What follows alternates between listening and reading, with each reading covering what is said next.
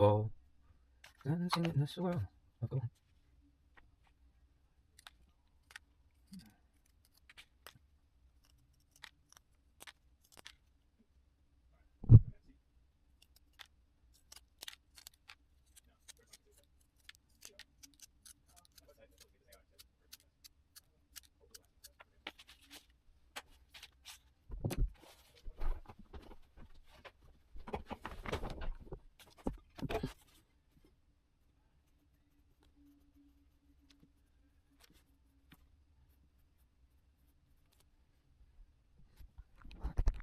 It's almost time for Over the Garden Wall.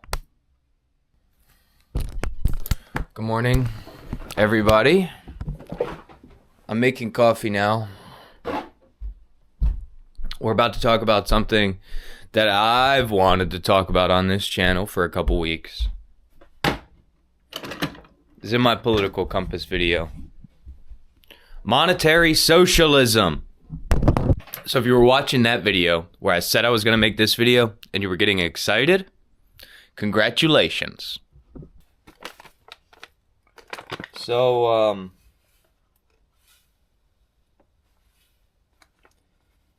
yeah, if you were watching that video, the political compass one, and you were like, damn, I can't wait for him to talk about monetary socialism. First of all, thanks for watching that video. Second of all, thanks for being patient while I made this one. I'm really glad you're here. I'm really glad we're going to get a chance to talk about this. I hope you leave a comment and, tell me what you think about what we're about to talk about because, this is an ongoing conversation. I'm interested in hearing from you. Today we got the, 1998 New York City Marathon mug. Check out this vector design with these solid block colors. So nice. So nice. They don't make coffee mugs like they used to. So I've got some notes I've written down. But y'all should know by now I pretty much just wing these videos. So just try to keep up. Like I said, if there's anything confusing, go ahead and leave a comment. Okay, first line of my notes. Society's biggest problems come from the illusion of money. That's true. I believe that. If you don't believe that, it is because you don't believe money's an illusion, or you don't believe that our problems come from it. Well, come on. It only has value because we all agree it does. That's a fucking illusion. We have abundant resources to feed and clothe every person who needs that, yet we have manufactured scarcity because not everybody has money. If you think about from the last video where money comes with power, money is just the way that power can kind of enforce the hierarchy that it wants to see in the world. It makes it a lot easier to control people. If you're the first person to stop believing in money, then you're just going to be poor and starve to death. And that's why money is one of the things that causes that's why money causes the biggest problems of society is, because if you don't have it, then you've got problems. So it's an illusion, but if you try to break the illusion, then you've got problems. This is a homework, thought experiment. Write a comment. The society's biggest problem from your perspective. Tell me how it's not related to money at all. And I will tell you that you're wrong. Or if you would just like to support my claim, tell me your biggest societal problem from your point of view. Tell me how it is related to money. Thank you for your comment. I get it. I understand hating money. I mean, I just said society's biggest problems come from the illusion of money. So I get that. My rebuttal is that this illusion has to be made subordinate to the will of society before it can be dissipated. So before we can get rid of money, we have to master the control of money. Because if we master the control of money, then we can make money into a just instrument and As a just instrument, it could be dissolved because we won't need it anymore. Money is only needed for keeping injustice. That's why before we can get rid of it, we need to turn money into an instrument of justice. That's my personal opinion. And it is the opinion of a monetary socialist, which is what I am. Yeah. So according to the Google AI overview, there's no established school of thought called monetary socialism. There's market socialism, which I think has a lot of overlap. But for me, monetary socialism has a lot more about how money is spent, like by the government, how social money is spent. We'll just bring it up. So monetarism is the theory or practice of controlling the supply of money as the chief method of stabilizing the economy. That's where the monetary part of monetary socialism comes in. I think I've made my case for why monetary socialism, which is that money is an illusion, and it's an illusion that we need to be able to control if we want to create a more just society. I have also explained why it's called monetary socialism. It's because it's socialism and monetarism. For a lot of people, the answer to, what do we do? Money sucks. Is communism. We got to get rid of money. Or anarchism, any of those things that are radical disruption of hierarchy. And I think, ideally, we do want to be working towards a radical eradication of hierarchy, whether through anarchism, communism, libertarianism, or socialism, any of the big...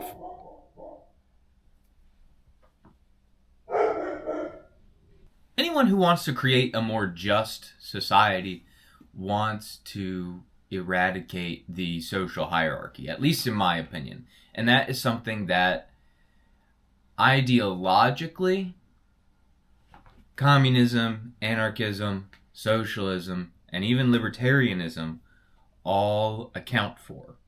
They say, after we've dealt with these problems, we will have a non-hierarchical society. And I disagree with a lot of people who think, tomorrow we could be communist if we just, voted for it. It's not possible. It's not possible because the people with power don't need money to use as their power. The money is a tool of these people with power. I mean, you watched my video, Who Runs the World. It was actually called A Bottle Episode. If you missed it, I'm sorry, but all of my videos are required watching. You should go back. You watched my video, Who Runs the World, so you know that money is just a tool that coincides with power, and we can't get rid of power by instituting anarchy, and we can't get rid of power by instituting communism. Now, from a more good faith, ideological standpoint, most of those ideas they want to be transitioned towards. They're not saying one day we're gonna have this clean break and then this perfect society afterwards. And so what monetary socialism is, in my opinion, the first step towards a non-hierarchical society. However you want to view that, whether it is, I'll list them again, communism, anarchism, libertarianism, or socialism. It's the first step towards a non-hierarchical society where everybody benefits off of the community's well-being and everybody works either for the community directly or just with the community indirectly. I'm here in the future. I want to make this point very clear. We have to transition away from our current system of extreme capitalism run by neoliberals.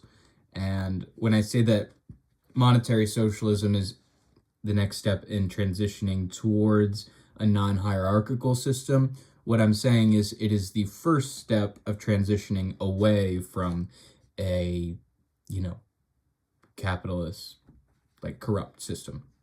I'm going to hell. And remember, guys, the sources cited are my own brain. I don't have no goddamn college degree. That's just no reason for you to trust me any more or less. The reason that unionization works is it brings moneyed interests into the control of the public. the workers. They can demand higher wages, better treatment, anything like that. However, just bringing moneyed interests into alignment with the interests of workers will not miraculously create our dream communist utopia.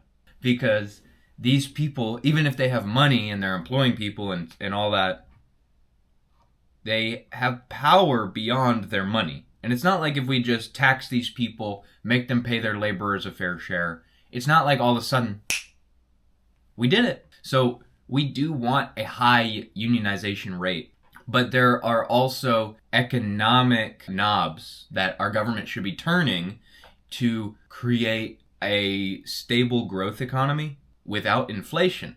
Just to recap that section, unionization is something that we need, and that's the whole socialism aspect. But we also need to be manipulating the economy to create a more just society. And that is the monetary side of this. That's the synthesis I was trying to form in the part that you just watched. I want to get into this section, we need to. It's basically the platform as far as I just did a brain dump. So the first thing we need to do is arrest inflation. There's a few ways to do that, but really there's only one way to do that. And that is stop creating money. Money is created by the government when they print money. We need to stop printing money. People would say it's impossible. I would say, no. And we'll come back to taxes a little bit later, but it's really not impossible. If you look up, there's plenty of taxable money already in the current tax system for us not to run a budget deficit. The main problem is that these people with money, they pay and they get loopholes that allow them to not pay, and it's like a whole thing. It's not based on money though. Money facilitates the transfer of power, but remember, these are just powerful people. They're powerful because they own the means of production, not because they have a lot of money. So just raising taxes on them isn't going to stop them from being powerful. What is going to help us become powerful so that we can actually begin taking back power from them is if we can arrest inflation. Because they own things that increase in value over time, and the government's main mechanism of controlling the economy is printing money, and money immediately starts depreciating. So the government is always going to have a weaker position unless we can stop inflation, which we can stop inflation. All we have to do is stop running a budget deficit. Let me control F trillion, because I know the number is in trillion. Yo, I found it. Okay, that was easy. Other than increasing marginal tax rates. Yes, tax expenditures, loopholes. In 2024, tax expenditures will total 2.1 trillion. So that's 2.1 trillion that is taxed but is refunded, or can be taxed but is not taxed. And that's because of loopholes, and that's... Look, what was my point? Oh, yeah. My point is, all we have to do is tax that money. We don't need to even raise taxes. We can just tax that money. And it's already done. We have a budget surplus. This is the thing that got me so excited about this, is like, the fiscal conservative thing to do, the thing to do if you don't even want to raise taxes, is to tax that money. And then all the fiscal conservatives are happy. Now, I know fiscal conservatives are not in government right now, but in the future that I like to imagine, fiscal conservatives are back and they're like the whole right wing. And we could just make them happy by saying, look at all this money that these people are stealing from the government based on corruption and tax loopholes. And we're going to get the money back. And then there's no more inflation. When banks give out loans, it splits the dollar in two, right? You get this dollar in the future and this dollar in the present, even though they're the same dollar. So that does cause inflation. And that's why later on down this list, we're going to talk about the government running a bank. But now the other thing, obviously, we need to raise wages. Raise wages. eradicate sub-minimum wage labor. That includes slave labor in the United States and around the globe, and that also includes just, tip jobs, like being a server at a restaurant. I'm not saying snap my fingers and it's done. Okay, what I'm saying is the minimum wage should be $23 an hour. In New York, they're getting it up to $30. I think by the time that people like us are in power, it's gonna need to be even higher than 23. But we're saying right now minimum wage needs to be $23 an hour, and that needs to be extended immediately as soon as anybody in power has a chance to do it. That needs to be extended to the enslaved people in prison. And we also need to amend the 13th Amendment so that it is not an explicit protection for slavery. That is part of this same conversation. Because if the government can subjugate you into slavery, then there is no, dream communism scenario where we all live happily ever after. If the government has the tools to turn you into a slave, and we have this communism before we eradicate war, then you're just going to be enslaved and forced to fight for your life. It's not going to be good.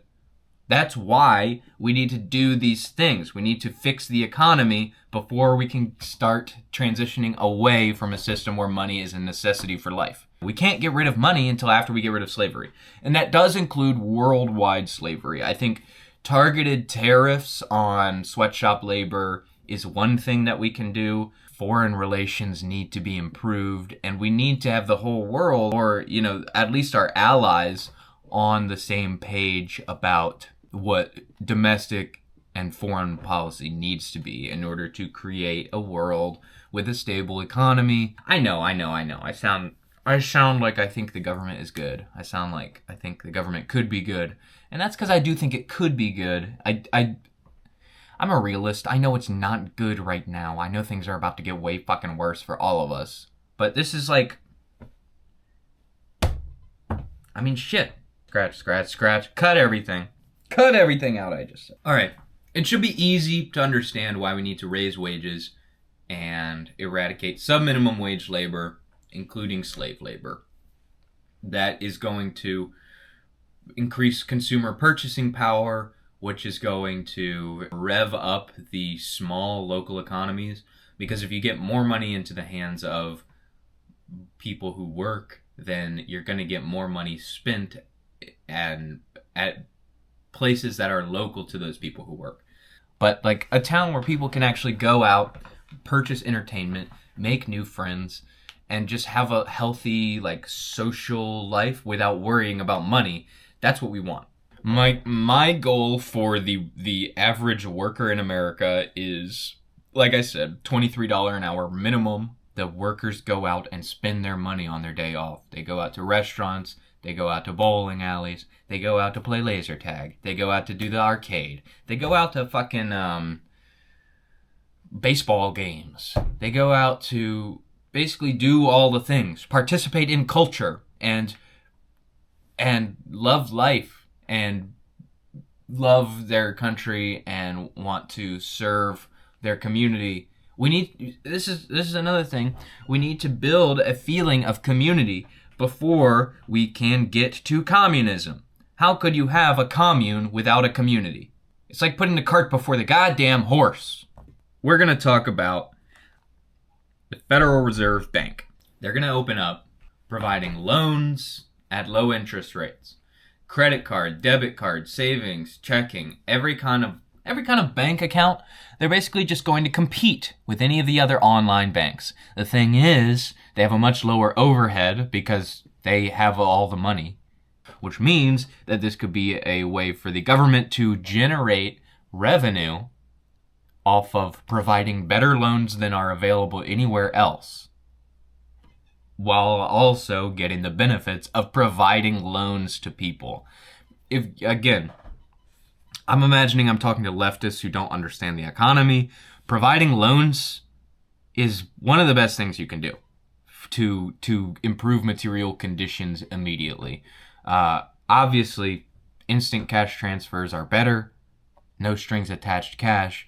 But, I don't think we'll be there anytime soon. And if we are there, then I'm thinking instant cash transfers for people in poverty. These loans are for people who are at a place in their life where they're ready to start a business, for people to come in and, we talked about having that community. These are the people who want to help start the community. We're going to provide loans to them, okay? So the government is going to be able to generate revenue off of providing better loans than are available anywhere else. And that engine will have the direct effect of creating this community that we want if we're going to ever transition to communism. Okay, that's a pretty simple concept. Okay, now I'm talking to a capitalist. You're like, what's the problem with the banks?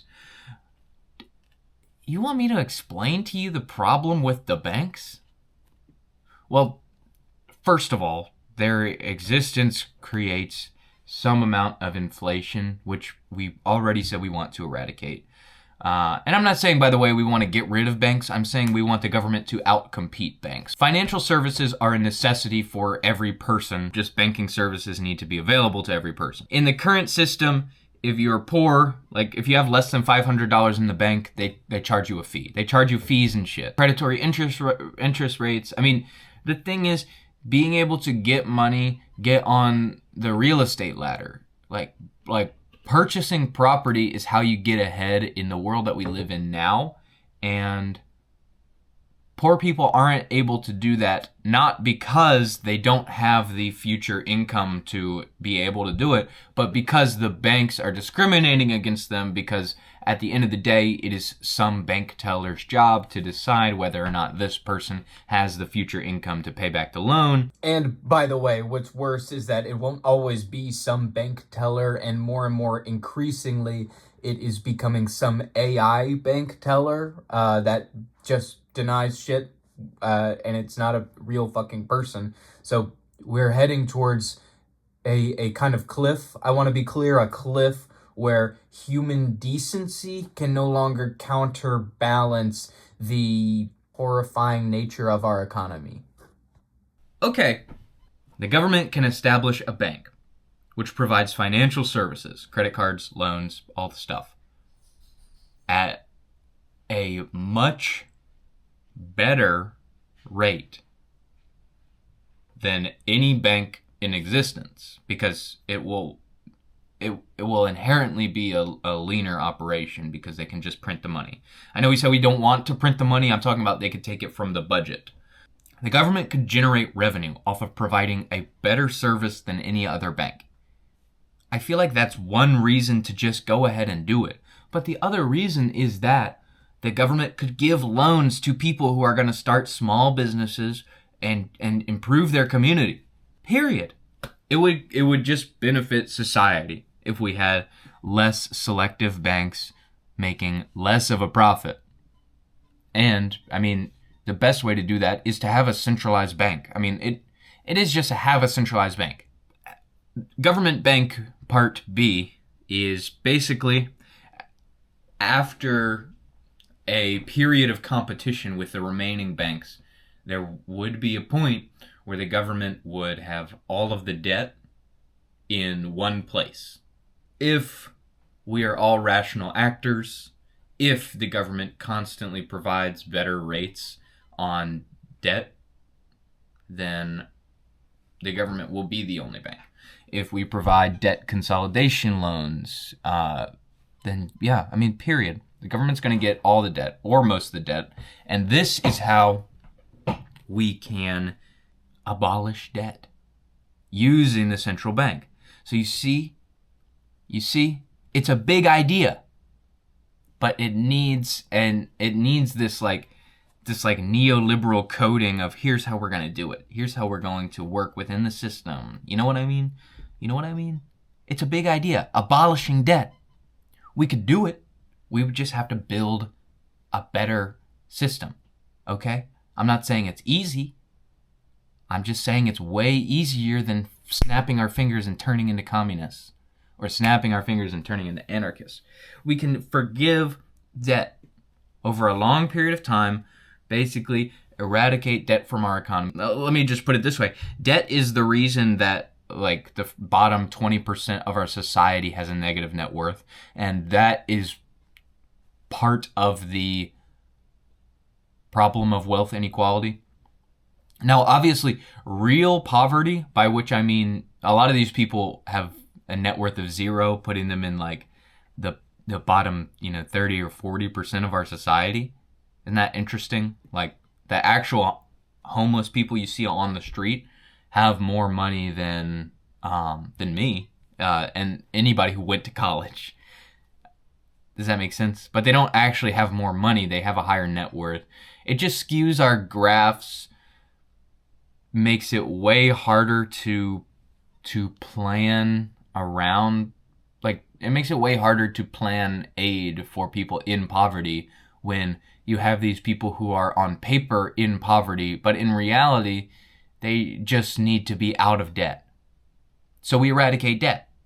Boom, boom, boom, boom. I feel like I don't have to explain why eradicating debt will be a benefit on society. And the one caveat I will say is this is only with, I think it would be at minimum 50 years of having a central bank that in the government that purchases all of the debt from every other financial institution, every other financial institution slowly closing down or shrinking before we can start eradicating debt on a meaningful level. I do think targeted debt forgiveness, like student loan debt, for like lower income people, like that stuff is obviously going to come first. I'm not saying like, let's do it this way instead. I'm saying like, my big idea of having a powerful centralized bank could result in a complete abolition of debt.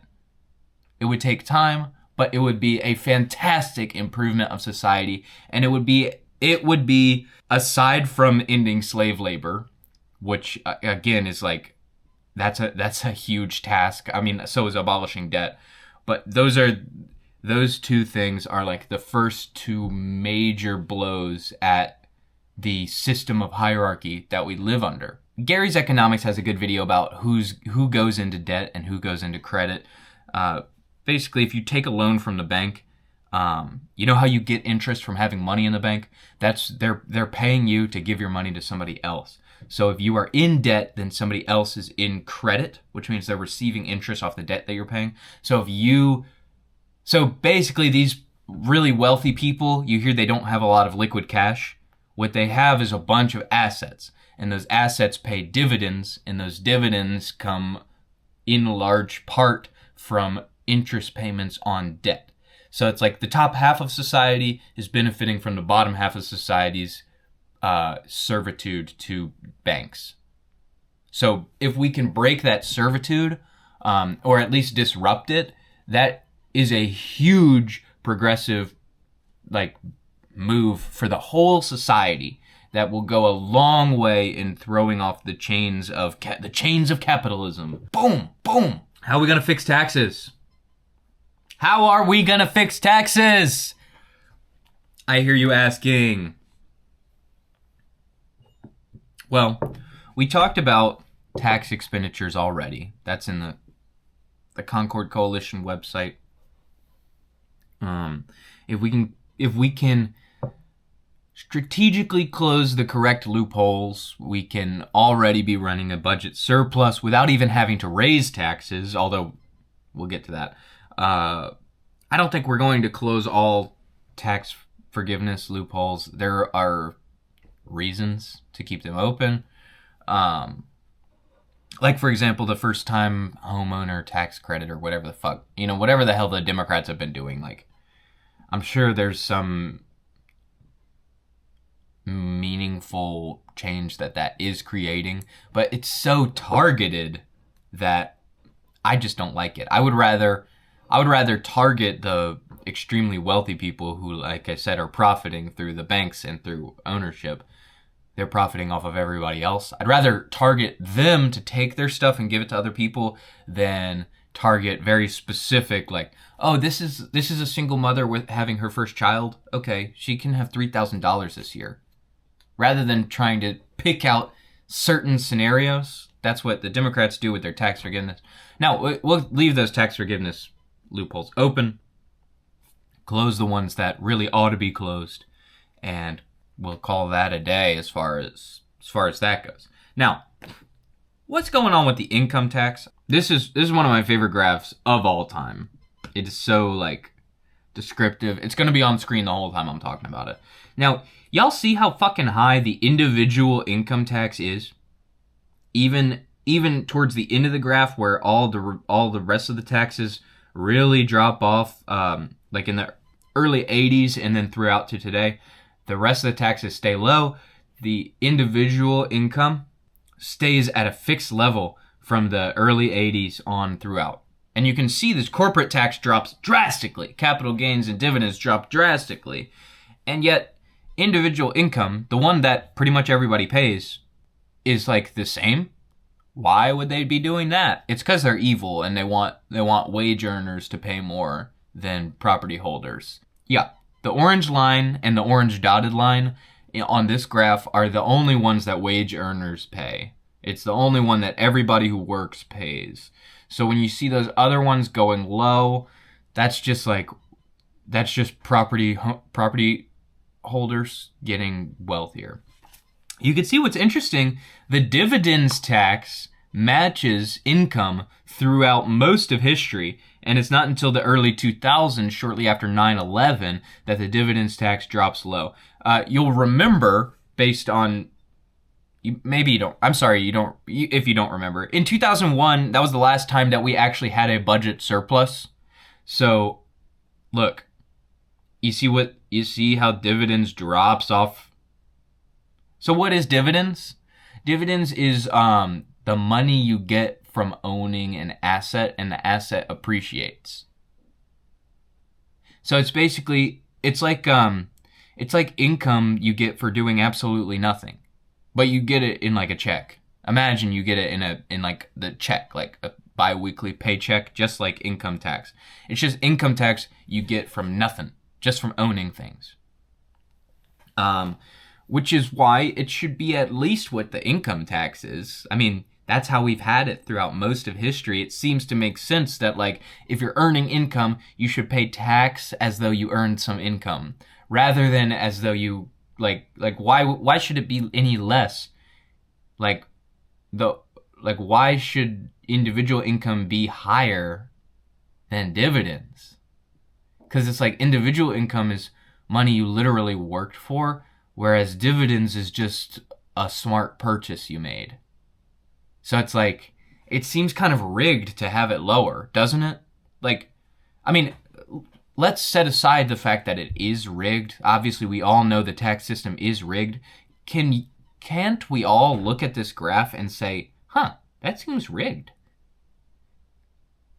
Yes, we can, because it is. I mean, just fucking look at it. Anyways, dividends and capital gains need to be increased. Capital gains is taxes that you pay on a sale, so they should always be slightly less than dividends, because dividends is money you make from not selling, so you get to keep making it, whereas capital gains is money you make one time from selling. So you want capital gains to be lower than dividends. You want dividends, in my opinion, to be higher than income, and in that way will lower income taxes.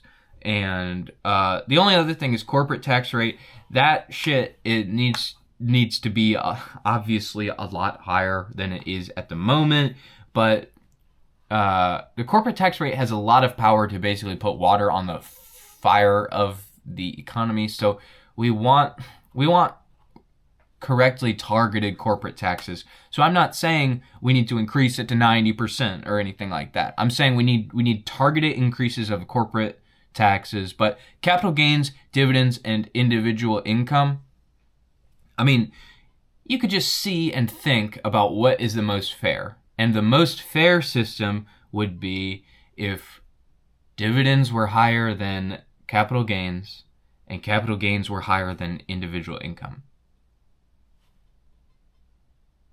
Because that way, money you make from working isn't taxed as much as money you make from selling or money you make from doing nothing. Seems simple to me. I mean, yeah, I don't know. I'm trying to explain this in like simple terms, but to be honest, for me, it's just like I just look at the graph and I can tell you what is right and what is wrong about it, and it's like I don't know, like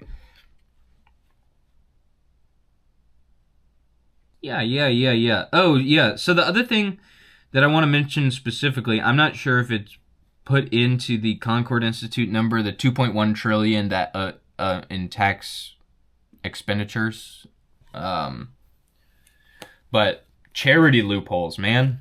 Bill Gates funding those eugenics vaccines in Africa with the Bill and Melinda Gates Foundation, and he didn't have to, like, all that money that he spent turning black women sterile in rural Africa, he was forgiven. He didn't have to pay taxes on it because it's a charity. It's like, goddamn, I feel like if you're doing a massive scale eugenics project in another country, you should pay taxes. Hey, who am I? And if you watch this and think that I think sorry, I Bill doing Bill Gates is fucking evil, and he doesn't pay taxes off of expenditures that he puts through the Bill and Melinda Gates Foundation. But yeah, closing those charity loopholes. I'm not sure if that is in the 2.1 trillion number from Concord Coalition, or if that would just increase revenue even further. Now, yeah. Obviously, we want to provide good refunds to people. People who are working class. Were you on the Big Beautiful Bill website or it was the Big Beautiful Bill page on the White House website before it passed? Because I was. They had this whole calculator of like, oh, calculate your tax return. Oh my God, you're gonna get $1,000 in 3 years over the course of that year.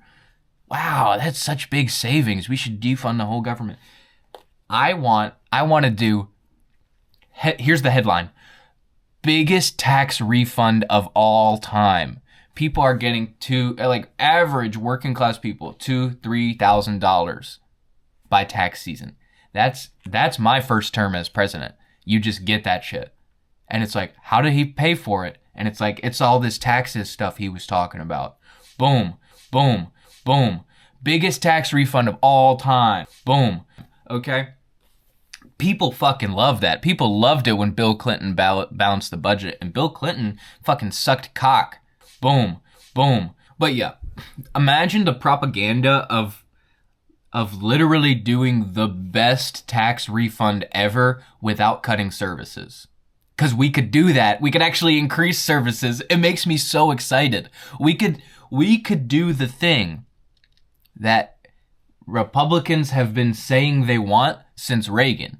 We could be doing the giant economic stimulus from a tax refund. We could do it and expand social services. All we would have to do is fix our tax code. And it's like, oh my God, I'm so excited. It literally, I'm like shaking thinking about it.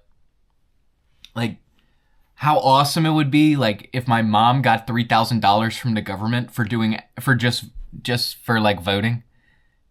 Like, if my mom got like $3,000 one year from the government and my dad, each individually, like, and they just got to like spend some money on some shit, that would be, first of all, it would be great for the economy. Second of all, I mean, it would just make everybody happy.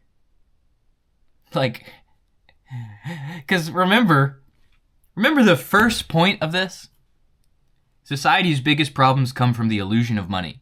I've just explained how we could create a major budget surplus and give a lot of that money to people.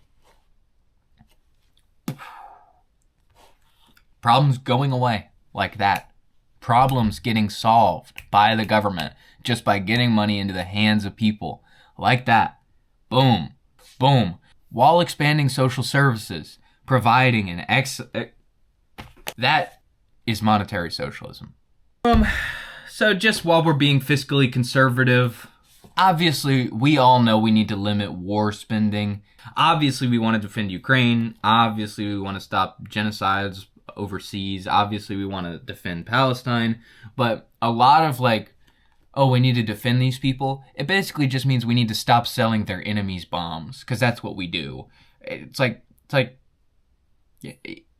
you can't really make the argument that we need to defend them without also making the argument that we need to cut off the aggressor. And that's just what we have to do. That's how we should exercise pretty much all of our foreign policy until that avenue is exhausted, is just saying, all right, Israel, are you going to give everybody human rights? Okay, you're fucked. You're not getting any money or anything from us until you will. And we give them so much that taking it away should, theoretically, be a lot of leverage. Look, no more U.S. bombs. I'm not going to be the guy to convince you. So we already talked about the deep state in our last episode. This is the reason that we have to talk about it in this episode, is because the deep state will kill you if you try to do what I'm talking about. They did it to John F. Kennedy. They did it to Abraham Lincoln. I'm not saying we have the same philosophy, Lincoln, Kennedy, and I, or anybody else. What I'm saying is he tried to disrupt society. He tried to disrupt the power hierarchy of society. Both of them did. And go against the interests of money. So they killed him. Boom. These are, again, separate groups of people who are aligned in the interest of money and power, aka the interests of the devil. So it was devil worshippers who killed Lincoln, devil worshippers in the CIA who killed JFK, and it will be devil worshippers in the CIA who kill us if we ever gain power enough to implement this policy. So we have to, as much as it's like dirty work, we have to think good policy means as soon as there is power for people like us, we got to get rid of the CIA. And I don't mean get rid of it. What I mean is it's very simple. Establish a peacekeeping organization that has all the CIA shit declassified. These can be members, high-ranking members of people who we trust with all of our government secrets, but also just auditors, people who can come in and say what are you doing, what are you spending on it, people who can create a full picture of this, right? We need Congress to be able to see the black budget and limit the black budget, and from there we can start starving them out. I think a lot of people want it to be an infinitely complex system where there's no way that we can do it. And yeah, I mean, the CIA does have ways of funding itself. They take mob money. If they're trying to overthrow a government, they're usually manufacturing drugs to fund the army that's going to do it. I get it, but they also receive a lot of money from the government, and on paper, they have to answer to the executive branch, the president. So if the president makes a peacekeeping organization that says, honestly, fuck y'all, they shouldn't be able to do anything about it. Now, do I believe that the CIA would still try to assassinate a president who tried to attack the deep state? Yes.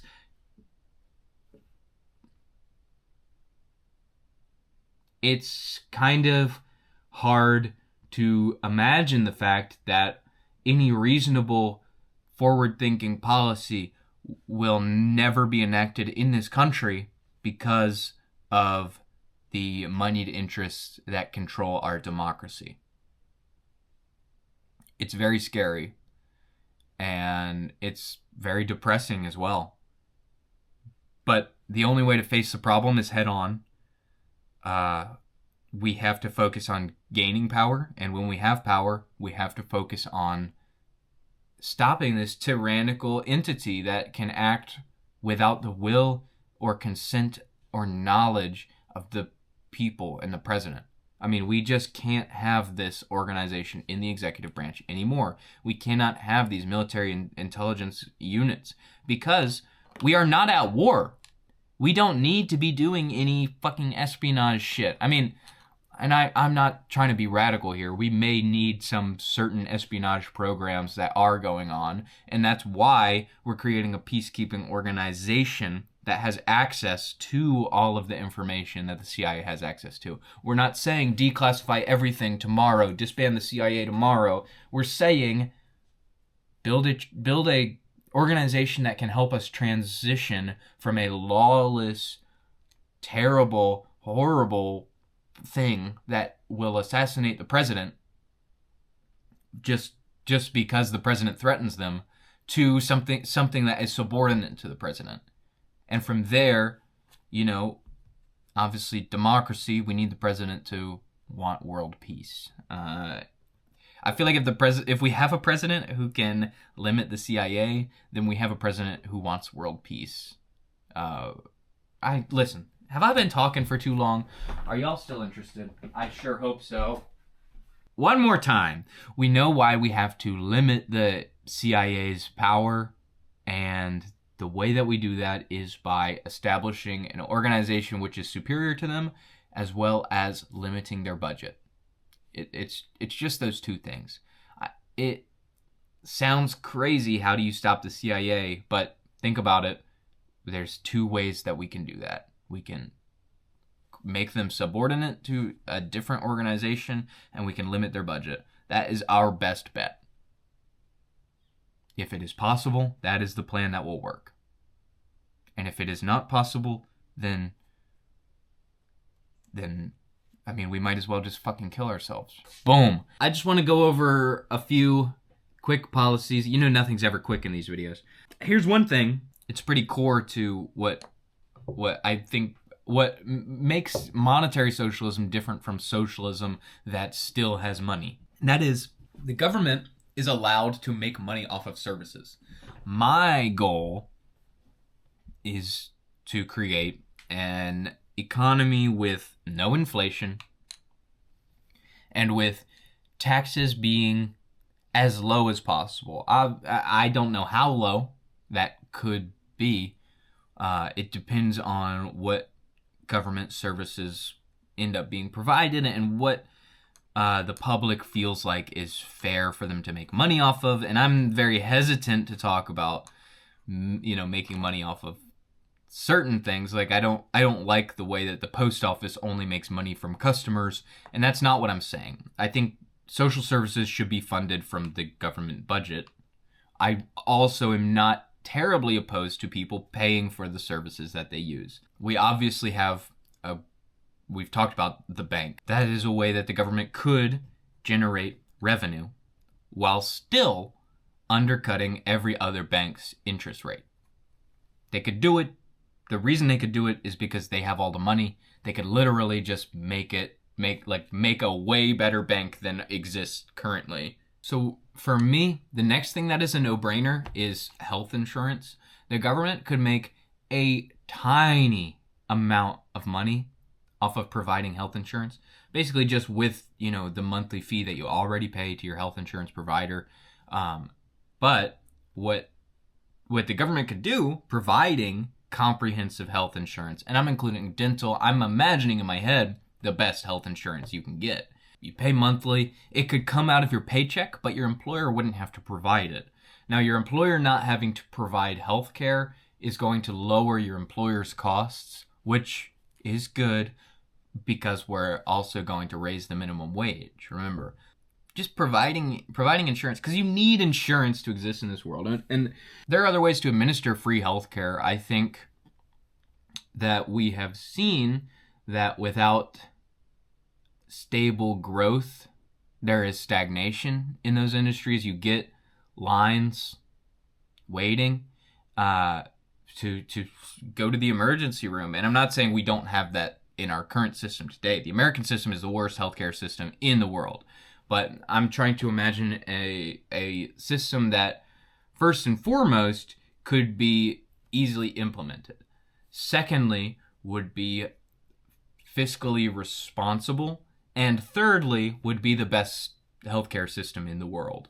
And for that, I believe private hospitals can exist. with a large amount of regulation about when and where they are allowed to charge, what they're allowed to charge.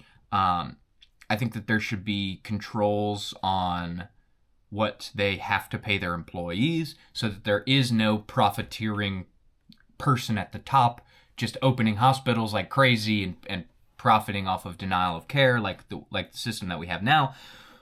But basically, all of that could be private or public. We could have public hospitals as well. It's not an idea that I'm ruling out. It's not an idea that anybody should rule out. It's a good idea. It's just, I don't know if it would be fiscally responsible for the government to open every hospital that we need. So it might be worthwhile to have a private hospital here and there. Anyways, the point is, you go into a private hospital and the government pays your bill. Boom. In exchange, you pay a small monthly fee and taxes. And it's cheaper than what you pay now for your health care. And it's cheaper than what your employer pays for your health care. That's like the basic kind of pitch I could give you. Now, imagine something with a higher margin, but also equally a necessity. Car insurance. If you want a car in this country, you need to have insurance. What that means at the moment is that you have to find a private company that is willing to insure you and your car, and then you have to pay whatever they tell you to pay. Now, I think the government could just create a standard, and I believe car insurance could be funded similarly to like the way that we have our bank set up, where if somebody has a tragedy, and the government can just pay for it, right? But other than that, you pay to be insured. You pay, you just like you would with normal car insurance. It's just similar to the bank. It is a better rate than any car insurance company could provide, and the government makes a small amount off of it to offset the cost of taxation, right? It's that simple. That's what I mean when I think like people paying for services. It's not people paying like a shit ton of money for services. The services are still funded by taxation of wealthy people in particular.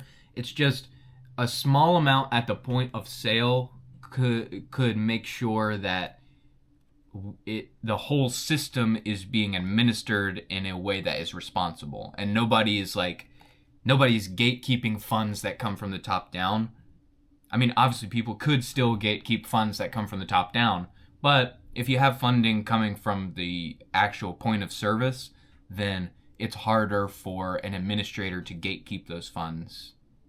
Does that make sense? Yeah, so that's a core idea, is that the government can generate revenue off of services, providing car insurance, health insurance, savings, checking, credit, retirement funds. Okay, so we're concluding this video. I think I made some pretty good arguments. I just finished cutting it down a little bit. I think I made some pretty good arguments for kind of what it is. If there's anything that you're confused about, like I said, absolutely leave a comment. I'm very, very interested in what y'all have to say or think about this. I feel like, on the one hand, it's not a revolutionary concept. And on the other hand, I really haven't heard people saying like that, yeah, the government should just provide car insurance. But for me, basic financial services are a way that the government could generate revenue to reduce the tax burden on people while also providing a better service than is available in the private sector. I mean, yeah, it is that simple as far as like health insurance, as far as financial services and car insurance and anything else that you just kind of need to live your life. I'm kind of like, why not, if we're going to pay anybody, why not just like have it be provided by the government, have them make a small amount of revenue from it, and have them use that revenue to keep up social services or refund taxes. I would love, I would just really appreciate that kind of system, and it's really not talked about this much because it's, I don't fully understand why. I mean, anti-socialists, like you hear about it in the New York thing, the buses. As far as the mayoral election goes on right now, I recently watched the mayoral debate. It was so fucking funny. It was crazy. But the Cuomo, the old guy that Zoran Mamdani just beat for the Democratic primary, he's like attacking Zoran for being a socialist because he thinks that the buses should be free. And Cuomo's like, you have to pay for a bus.